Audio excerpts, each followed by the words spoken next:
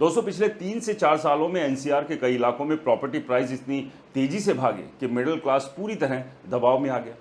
Noida expressway, sector 150, Gurugram golf course extension road, Dwarka expressway, कई जगहों पर फ्लैट्स की कीमतें 20% से 40% या फिर 80 से 100% तक बढ़ गई। जेएलएल इंडिया की रिपोर्ट के मुताबिक एनसीआर में प्रीमियम और मिड सेगमेंट हाउसिंग दोनों में प्राइस एस्केलेशन लगातार जारी रहा, जबकि डिमांड धीरे धीरे कमजोर पड़ने लगी।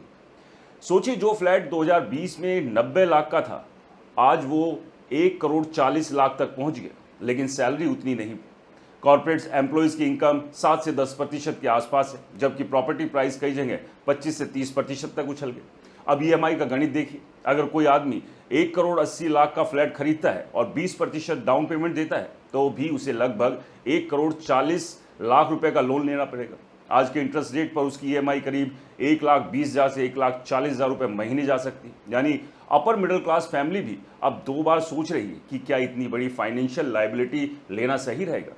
और यही वजह है कि मार्केट से बायर डरा हुआ दिखाई दे रहा है। लोग साइट विजिट तो कर रहे हैं, लेकिन बुकिंग नहीं कर रहे। बिल्डर्स की सेल्स टीम अंदर ही अंदर परेशान है, क्योंकि इंक्वायरी तो आ रही है, लेकिन कन्वर्जन नहीं हो रहा। कई बिल्डर अब क्वाइटली डिस्काउंट और हिडन ऑफर्स देने लगे हैं। कहीं फ्री मॉड्यूलर किचन, कहीं स्टैम्प ड्यूटी सपोर्ट, कहीं एश्योर्ड रेंटल रिटर्न, कहीं फ्लेक्सिबल पेमेंट प्लान। मतलब बाहर से चाहे मार्केट स्ट्रॉन्ग दिखे, लेकिन अंदर डिमांड कमजोर पड़ने लगी है। इकोनॉमिक टाइम्स की रिपोर्ट में भी ये बात कही गई कि एनसीआर हाउसिंग मार्केट में शुरुआती स्लोडाउन के संकेत दिखाई देने लगे हैं और कई डेवलपर्स नए लॉन्च पोस्टपोन कर रहे हैं ताकि सप्लाई ज़्यादा ना बढ़ जाए।